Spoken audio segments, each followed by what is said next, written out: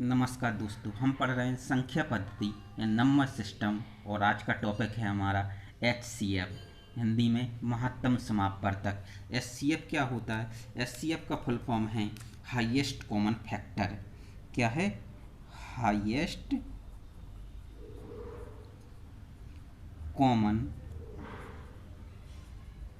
Factor. यानी यदि हम इसकी डेफिनेशन देखें तो डेफिनेशन होती है कि वह बड़ी से बड़ी संख्या जो दी गई संख्याओं को पूर्णतः विभाजित करता है। मान लीजिए कि A, B, C दी गई संख्याएं हैं, दी गई संख्याएं गिवन नंबर हैं और इन दी गई संख्याओं A, B, C को कोई संख्या K से विभाजित किया जाए तो जब K से विभाजित करते हैं तो A को भी K पूर्णतः विभाजित करता है, B को भी विभाजित करता है और C को विभाजित करता है और हर एक केस में हमें शेषफल 0 मिलता है। तब हम कहेंगे कि K हमारा HCF है। HCF निकालने का जो तरीका है, जिस तरीके से हम LCM निकालते थे, LCM निकालने का एक तरीका था प्राइम फैक्टराइजेशन मेथड। दूसरा क्या था? Long division method. दो तरीके से हम LCM निकाल लेते थे, एक होता था प्राइम फैक्टराइजेशन मेथड, दूसरा होता था लॉन्ग डिवीजन मेथड। इसी तरीके से हम दो तरीके से HCF भी निकाल सकते हैं, वही सेम टू सेम तरीके हैं। एक है प्राइम फैक्टराइजेशन मेथड और दूसरा है लॉन्ग डिवीजन मेथड, यानी अभाज्य गुणनखंड विधि और भाग विधि से हम HCF को निकाल सकते हैं। तो आज हम जो पढ़ने वाले हैं वो हैं कि प्राइम फैक्टराइजेशन मेथड से HCF किस तरीके से निकाला जाता है। हम इसमें एक एग्जाम्पल ले लेते हैं कि 10, 15 एवं 20 का HCF ज्ञात कीजिए। किसका? 10, 15 और 20 का हमें HCF निकालना है। तो हम क्या करेंगे? सबसे पहले 10 के फैक्टर निकाल लेंगे, क्या होते हैं 2 गुणा 5। इस तरीके से 15 के अभाज्य गुणनखंड निकालेंगे, क्या होंगे 3 गुणा 5। और 20 के अभाज्य गुणनखंड निकालेंगे, क्या होते हैं 2 गुणा 2 गुणा 5। जब हम HCF निकाल रहे होते हैं तब HCF में हम वो संख्या देखते हैं जो दी गई सभी संख्याओं में कॉमन हो। क्या हो? जो संख्याएं दी गई हैं सभी संख्याएं, उनमें क्या होना चाहिए? उभयनिष्ठ होना चाहिए, यानी कॉमन होना चाहिए। अब आप बताइए कि 10, 15 और 20 के जो गुणनखंड आए हैं उनमें ऐसी कौन सी संख्या है जो तीनों में आ रही हो? तो हम कहेंगे कि क्या है? 5 है जो तीनों में आ रही है। 2 10 में और 20 में आ रही थी, 15 में नहीं आ रही थी, इसलिए हम 2 को नहीं लेंगे। तो जो हमारा HCF होगा वो हो जाएगा 5, यानी वह संख्या हो जाएगी जो सभी में कॉमन हो। एक और एग्जाम्पल ले लेते हैं, हम ले लेते हैं 16, 32 एवं 48 का HCF फाइंड कीजिए। क्या निकालना है हमें? 16, 32 और 48 का HCF निकालना है। तो हम क्या करेंगे? 16, 32 और 48 के गुणनखंड लिख लेंगे। 16 के जो अभाज्य गुणनखंड होते हैं आपको पता होगा 2 गुणा 2 गुणा 2 गुणा 2 होता है। इस तरीके से 32 के क्या होंगे? 16 दूनी 32, यानी जो 16 के हैं उसमें यदि हम 2 का गुणा और कर दें तो 32 के आ जाएंगे। इस तरीके से हम 48 के निकालते हैं तो क्या आ जाएंगे? 16 3 48 होता है, यानी जो 16 के गुणनखंड हैं उनमें यदि हम 3 का गुणा कर दें तो 48 के निकल आएंगे। 16 के गुणनखंड होते हैं 2 गुणा 2 गुणा 2 गुणा 2 और 3 का और गुणा कर देते हैं तो ये 48 के निकल आएंगे। यदि आप देखें कि हम इनका HCF निकालना है तो HCF क्या होगा? HCF होगा वो सभी संख्याएं, वो सभी अभाज्य गुणनखंड जो तीनों में कॉमन हैं। तो यदि देखें 1 2 कॉमन, फिर 1 2 और कॉमन, फिर 1 2 और कॉमन, फिर 1 2 और कॉमन है। इस तरीके से देखें तो टोटल 4 2 हैं जो कॉमन हैं, यानी जो हमारा HCF होगा वो क्या होगा? 2 गुणा 2 गुणा 2 गुणा 2, यानी 2 दूनी 4, 4 दूनी 8, 8 दूनी 16। जो हमारा HCF होगा वो होगा 16 होगा। हमने यहाँ पर दो एग्जाम्पल देखे। एक एग्जाम्पल था 16, 32 और 48 का हमें HCF निकालना था। दूसरा था 10, 15 और 20 का HCF निकालना था। यदि हम देखें, जब 10, 15 और 20 का HCF निकाल रहे थे तब हमारा HCF 5 आया था, और 16, 32 और 48 का जब HCF निकाला था तब आया था हमारा 16। यदि हम देखें कि जो 5 है वो 5 क्या है, हमारा 10 का एक फैक्टर है। 5 क्या था, यानी सबसे छोटी संख्या है। सबसे छोटी संख्या क्या थी, 10 थी, और 10 के हमारे गुणनखंड आ रहे थे 5 गुणा 2। यदि हम इनके टोटल गुणनखंड देखें तो क्या था, 1, 2, 5 और 10, यही गुणनखंड थे इसके। ठीक। अब दूसरी, जब हमने इसमें सबसे छोटी, दूसरा जो एग्जाम्पल लिया था 16, 32, 48, इसमें सबसे छोटी संख्या 16 थी। ठीक। इसके गुणनखंड क्या थे, 2, 1, 2, 4, 8 और 16। तो ये बताने का मेरा मकसद ये है कि जब जो HCF हम निकाल रहे होते हैं तो HCF या तो सबसे छोटी संख्या होगी। ठीक। दूसरे केस में जो सबसे छोटी संख्या थी हमारे 16 थी, वही HCF होगी, या फिर सबसे छोटी संख्या का कोई गुणनखंड होगा, वह हमारा HCF होगा। तो सबसे पहले हमें इस तरीके से ना निकाल के एक छोटा सा एक मेथड निकालूं, या कहूँ एक ट्रिक बताऊं मैं आपको। ठीक। एक और बहुत अच्छी ट्रिक मैं लास्ट में बताऊंगा आपको। ठीक। अभी फ़िलहाल मैं बता रहा हूँ क्या, कि जो सबसे छोटी संख्या है आप उसको लीजिए। सबसे पहले आप देखिए कि इन सब में सबसे छोटी संख्या कौन सी है, और देखिए क्या वह छोटी संख्या सभी संख्याओं को विभाजित कर रही है। जो सबसे छोटी संख्या है, क्या वह सभी संख्याओं को विभाजित कर रही है। जैसे दूसरे केस में हो रहा था, 16 जो सबसे छोटी संख्या थी वो क्या कर रही थी, 32 और 48 को विभाजित कर रही थी। यानी कि हम जब 16 का 32 में भाग दे रहे थे तब भी शेषफल 0 बच रहा था, और 16 का जब 48 में भाग दे रहे थे तब भी शेषफल 0 बच रहा था। यानी जो सबसे छोटी संख्या 16 शेष बची संख्याओं को पूर्णतः विभाजित कर रही थी। यदि सभी संख्याओं को विभाजित कर रही है तो सबसे छोटी संख्या हमारा क्या हो जाएगी, HCF हो जाएगी। यदि वह संख्या विभाजित नहीं कर रही है, जो सबसे छोटी संख्या है वह विभाजित नहीं कर रही है, तब हम क्या करेंगे, तब उसके हम गुणनखंड देखेंगे कि उसके गुणनखंड क्या होते हैं। जैसे इस केस में हुआ था 10, 15 और 20 में सबसे छोटी संख्या क्या थी, 10 थी। जब हम 10 से विभाजित करेंगे तो 15 विभाजन नहीं होगा, यानी 10 तो हमारा HCF हो ही नहीं सकता। 10 नहीं हो सकता तो 10 के हम क्या देखें, गुणनखंड देखेंगे। 10 के गुणनखंड क्या होते हैं, यदि इस तरीके से देखें तो 2 गुणा 5। ठीक। तो जो बड़ा वाला गुणनखंड है उसको हम लेते हैं। सबसे पहले क्या करते हैं, सबसे पहले हम सबसे छोटी संख्या को विभाजित करके देखते हैं। ठीक। यदि वो विभाजित हो रहा है तो वही छोटी संख्या HCF हो जाएगी। यदि वह नहीं हो रही तब उसके गुणनखंड निकालेंगे, वो जो सबसे बड़ा गुणनखंड है हम उससे विभाजित करेंगे। तो हमने 5 से विभाजित किया, 5 से 15 विभाजित हो गया, 20 विभाजित हो गया, यानी हमारा 5 HCF हो जाएगा। शेष बचे फैक्टर भी हम क्या कर लेंगे, चेक करेंगे 2 से।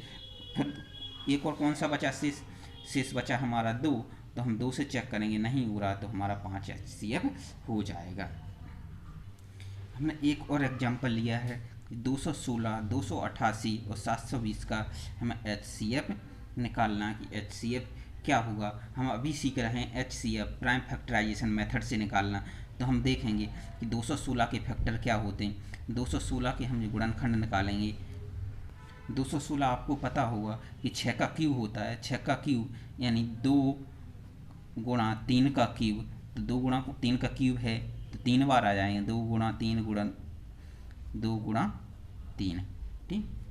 अब इस तरीके से देखें 288 के गुणनखंड निकालते हैं तो क्या आ जाएगा, 2 बचेगा 144, 2 कितना बचेगा, या देखें 144 बचा। 144 हमारा क्या होता है, 12 का स्क्वायर होता है, और 12 क्या होता है, 2 गुणा 3, 2 दूनी 4 4 12, और इसका स्क्वायर है तो 2 बार लिख देंगे, 2 गुणा 3।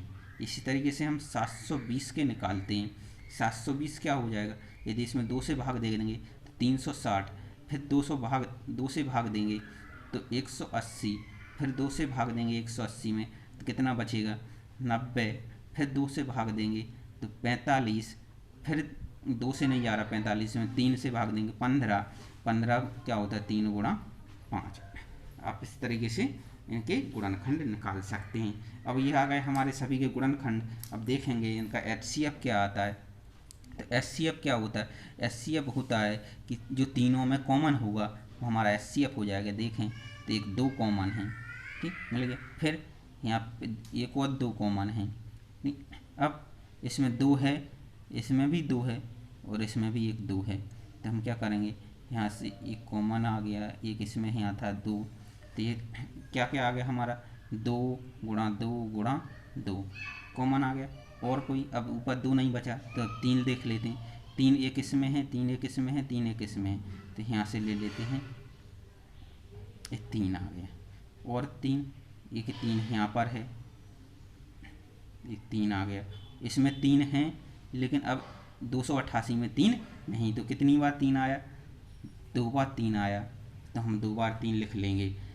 अब इनका मल्टीप्लाई कर लेते हैं, क्या हो जाएगा 2 दूनी 4, 4 दूनी 8, 8 तीय 24 और 24 तीय 72, यानी जो हमारा HCF आएगा वो कितना आ जाएगा 72 आ जाएगा। उम्मीद है इस तरीके से प्राइम फैक्टराइजेशन से आपको HCF निकालना समझ में आ गया होगा। अब हम देखते हैं कि यदि संख्याएं घात के रूप में दी हुई हैं तब HCF क्या होगा। जैसे 2 की घात 3, 2 की घात 6, 2 की घात 7 एवं 2 की घात 5 है, तब इनका HCF क्या होगा। अब हम क्या बताना है, HCF क्या होगा। जब इस तरीके से दी हुई होती हैं संख्याएं जिनका आधार क्या हो, आधार समान हो, जिनका आधार समान हो, तो जिसकी घात सबसे छोटी होती है, घात जिसकी सबसे छोटी होती है वही संख्या HCF हो जाती है। यदि देखें सभी के आधार 2 हैं और इनमें सबसे छोटी घात क्या है 3, यानी 2 की घात 3 हमारा HCF हो जाएगा। एक और एग्जांपल से इसको क्लियर कर लेते हैं। जैसे दिया है 5 की घात 7, 5 की घात 100, 5 की घात 105, 5 की घात 36 एवं 5 की घात 99, और इसका हमें HCF निकालना है। क्या है, आपको दिख रहा है कि सभी में आधार 5 है, सभी में आधार 5 है यानी समान है। जब आधार समान होता है तो जिसकी घात सबसे छोटी होती है वही हमारा HCF होता है। तो इनमें घात देखें 5, 100, 105, 36 और 99, तो जिसमें जो सबसे छोटी घात है वो 7 है, यानी हमारा जो 5 की घात 7 है वो हमारा HCF हो जाएगा। आगे बढ़ते हैं और देखते हैं कि यदि घात माइनस में हो तब क्या होगा। जैसे 5 की घात -11, 5 की घात -9, 5 की घात -7 और 5 की घात -13 है। इसमें आधार तो समान है लेकिन घात कैसी है, माइनस में है। तब इनका जो HCF होगा, HCF क्या होता है, सबसे बड़ी संख्या, और सबसे बड़ी संख्या क्या होगी इसमें जो सभी को विभाजित करे, वो होगी 5 की घात -13। कैसे होगी, जब घात माइनस में होती है तो जिसकी घात ज़्यादा होती है वह छोटी संख्या होती है। अभी हमने क्या कहा, देखा था पिछले क्वेश्चन में, देखा था कि जिसकी घात सबसे छोटी होगी वही हमारा HCF होता है। तो इसमें सबसे छोटी घात क्या होगी, -11, -7, सॉरी -11, -9, -7, -13। इसमें जो सबसे छोटी संख्या होगी वो होगी -13। क्या होगी, -13, ठीक। तो यानी जो हमारा HCF होगा 5 की घात -13 हो जाएगा। इसी तरीके से एक और एग्जांपल लेते हैं 3 की घात -5, 3 की घात -7, 3 की घात -9 एवं 3 की घात -11, और पूछा जाए कि इसमें HCF बताइए। तो इनका HCF क्या होगा, जिसकी घात सबसे छोटी होगी, और माइनस में सबसे छोटी संख्या वो होती है जो देखने में सबसे बड़ी लग रही होती है। यहाँ पर 11 देखने में सबसे बड़ी लग रही है, लेकिन क्या है माइनस में है तो सबसे छोटी जो होगी वो -11 होगी, यानी हमारा HCF होगा 3 की घात -11।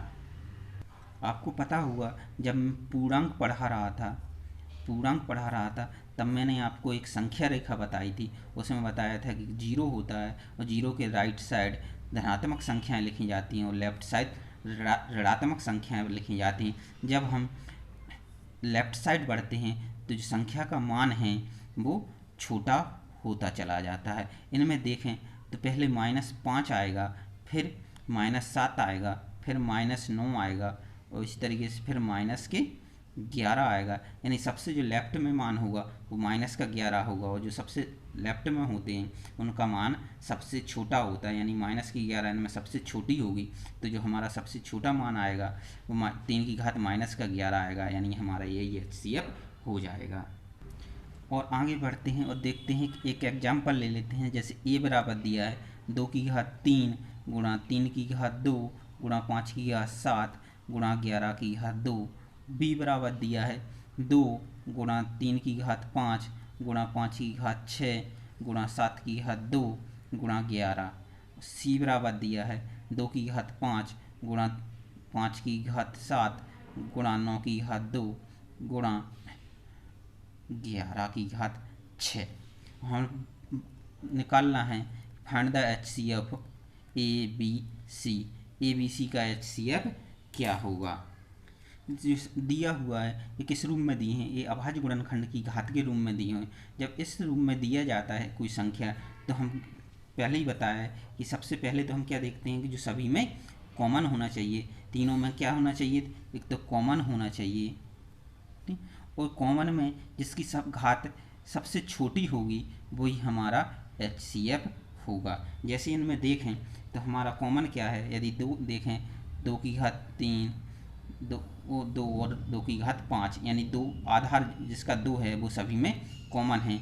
इसमें से देखें तो 2 की सबसे छोटी घात क्या है, 1 है, यानी यहाँ से हमारा 2 की घात 1 मिल जाएगा। फिर क्या है 3, यहाँ देखें 3 की घात 2 3 की घात 5, इसमें 3 नहीं है।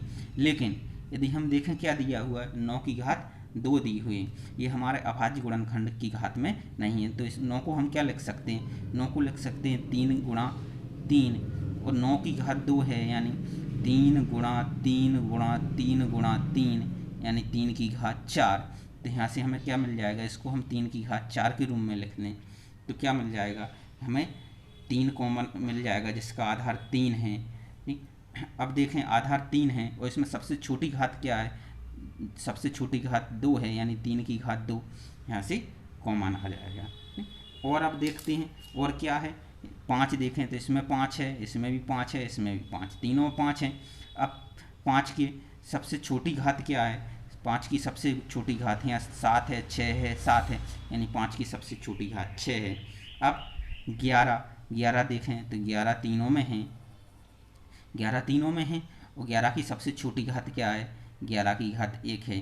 तो इस तरीके से जो हमारा HCF हो जाएगा वो 2 की घात 1 गुणा 3 की घात 2 गुणा 5 की घात 6 गुणा 11 की घात 1। 9 की घात 2 था, इसको हमें किस रूप में लिखना पड़ेगा, अभाज्य गुणनखंड के घात के रूप में लिखना होगा। जो मैंने आपको LCM में भी बताया था कि जब हम फैक्टराइजेशन से LCM में HCF निकाल रहे होते हैं तो सभी संख्याएं अभाज्य गुणनखंड की घात के रूप में होना चाहिए। अगला एग्जाम्पल लेते हैं 2 की घात 3 गुणा 3 की घात 2 गुणा 5 की घात 2। इसको हम मान लेते हैं कि A है, B इक्वल टू मान लेते हैं 2 की घात 3 गुणा 3 की घात 5 गुणा 5 की घात 3।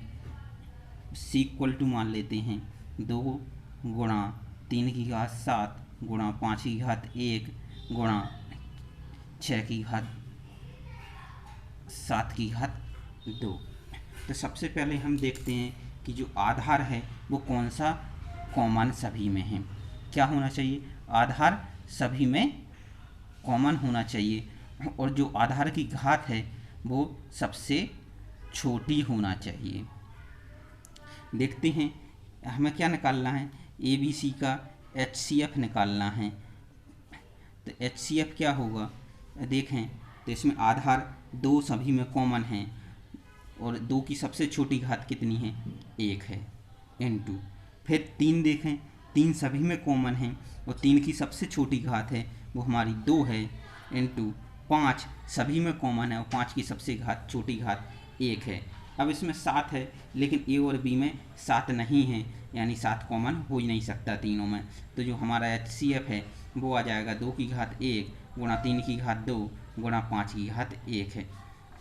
उम्मीद है सभी को समझ में आ गया होगा।